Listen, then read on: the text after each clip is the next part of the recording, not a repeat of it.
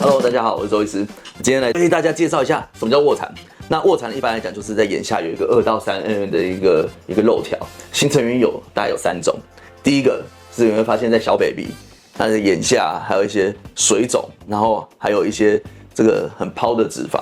但成人有的也會有一些變異的，我們眼下有3團脂肪，但是有一些是變異型的脂肪，它是上下分布的。強制產品對位，劑量精準觸媒，沒效的才是最貴。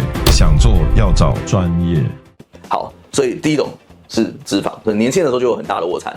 那第二種是我們常見的，就笑的時候、眯眯眼的時候，這個肌肉會收縮起來，眼輪匝肌收縮有形成的臥蠶，這最常見的。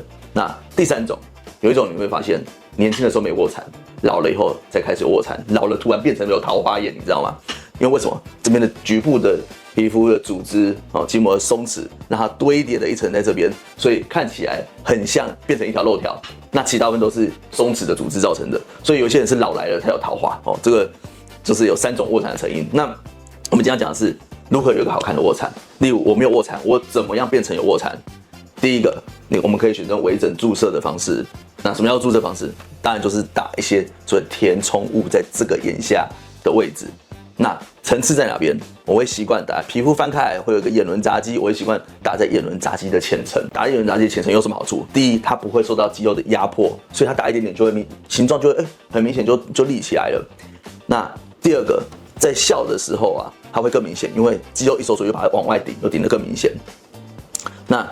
那再來，它的好處是這樣，但是它也有壞處。因為皮膚有的女孩子或男生也都一樣，皮膚很薄。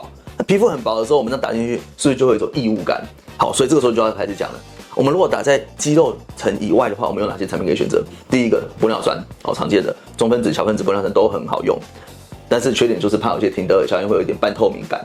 但是这個半透明感不是不好哦，因為現在很多日系、韓系的這個化妝師，他們都要求要有一種透明系的這種眼睛的感覺。當它產生了半透明感的時候，哇，不用化妝，本身就是透明系的，多好！那第二個選擇就是所謂的膠原蛋白，直接打膠原蛋白在這個地方也是挺自然的，但缺點我一定會講優點和缺點。缺點就是維持時間比較短，大概3個月左右就不見了。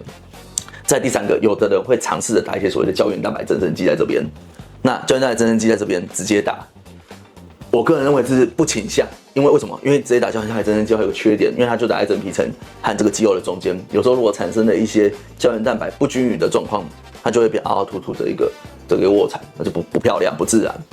第4個還有一個叫做液體真皮粉，液體真皮粉也可以局部打在這邊，這個東西爭議就比較多哈，就是它的好處是可以維持很久，打進去它就一直存在的，對，但是還有它的缺點，因為我剛剛講它是打在所謂的肌肉和真皮的中間打進去，所以液體真皮粉它的特性就會顯露出來了。液體真皮粉在人體內它會有一部分的吸收，也就是說呢，打進去剛開始很棒，可是呢，你過了2、3個月開始有一些地方開始吸收，有些地方沒有吸收的时候，這個比較麻煩，所以有時候會有一點點的凹凸。所以當然就有些人會想用液體真皮粉合併玻尿酸，同時注射在這邊，混在一起注射，是不是就可以取得了玻尿酸的自然，然後又取得了這個液體真皮粉維持時間比較久的這個好處 ？OK， 好，我們剛剛講的是注射的東西，那我們接下來手術有哪些方法？既然它這邊本來沒有，我要讓它變成有幾個方法。第一個，我們可不可以利用這邊有一個叫眼輪匝肌？眼輪匝肌的組織，我们可不可以利用一些眼輪匝肌呢？例如說我在開眼袋的時候，我把這些眼輪匝肌，或者有些鬆弛的，有些很垮的眼輪匝肌，把它捲起來，很像蛋捲，要把它捲起來，捲在這裡。好，可以，這就是把肌肉捲起來，捲成一條放在這邊。OK， 那有的人，既然剛剛講填充，說我可不可以用自己的脂肪來打一點在這邊呢？也是可以，但是剛剛講了，它也有缺點，就是脂肪是會吸收的，所以它有可能會有不均匀的情況產生，這個是很常見的。好，那尤其是年紀比較大的。還有這個末端血液循環比較差的客人，那還有抽菸哦，這幾個都要注意一下。再來，我們有沒有機會利用外來物？既然我怕被吸收嘛，那我可不可以用外來物整條放進去？好，有的人會放矽膠條，一條把它剪好，剪成客人想要的形狀、想要的寬度，這個放進去可以。第二個，可不可以放所謂的這個 Gore-Tex 片狀的，我一樣把它修成一條放進去。第3個叫做液體真皮，我們剛剛有提到液體真皮粉，我們現在講的是液體真皮片狀的液體真皮，我們把它修成喜歡的形狀，把它放進去。好，我來講一下這個有什麼好壞處好了。我們來講剛剛前面講的 Gore-Tex， 剛剛講的矽膠，當然它的好處就是它就持久在這邊，你放怎樣它就是長怎樣，你不用擔心它會有問題的。但它的缺點就是因為這些東西都是相對硬的東西，它的邊緣感，尤其是內眼角和外眼角的地方，邊緣感比較重，有時候會有頂出來的感覺。好，這個偶爾需要靠一點玻尿酸來維持住，不要讓它好像就是皮膚上面頂了一個東西的感覺，要頂出來。那一體真皮粉就相對沒有這個問題，但一體真皮粉又有它的缺點。雖然它是整片的比較不會被吸收，但是它還是有部分会被吸收，只是它不會那麼明顯而已。好，所以為什麼這些我們剛剛講的，不管是填充物還是手術，它的材料永遠都並行。這世界上好多種東西，為什麼？因為沒有一種最好，所以有時候要看客人的狀況，給客人做意見。最後就是說，我們這個材料還可以選擇什麼？我都不想用別人的，我只想用自己的，怎麼辦？來換下一張圖，這是我覺得目前為止比較安心的做法。哦，那第一個。就是我們可以選頭皮的，第二個就可以選臀大肌的，臀大肌的筋膜會比頭皮的再更厚一點。那我們把它做成一個像蛋卷一樣的形狀，把它捲起來，直接透過手術的小切口把它塞進去我們的眼下就結束。這個手術方法也是一個很簡單、很輕鬆的方式，因為它本身是人體的組織，所以你塞得很淺層，就塞在肌肉外面都沒有關係。那我剛剛講。如果我們用矽膠用 Gore-Tex， 因為會擔心它的邊角的邊緣感比較明顯，那怎麼辦？我們就會選擇栽在這個肌肉的下面，深層，就是在我們的眼瞼板 tarsal plate 和這個眼輪匝肌的中間的這一層，讓肌肉去包覆住我們的矽膠，包覆住我們的 Gore-Tex， 讓它的邊角感不會那麼明顯。所以這個是透過一些手術的技巧去隱藏住它的缺點，那所以臥蠶大概是這個樣子。那至於什麼樣的客人要選擇什麼樣的材料，或者什麼樣的客人要做什麼樣的臥蠶會是好看的，歡迎來現場諮詢。謝謝大家，我是周醫師。麻煩大家，如果覺得講得不錯的話，幫我按讚、分享、訂閱，加上一個小鈴鐺，謝謝。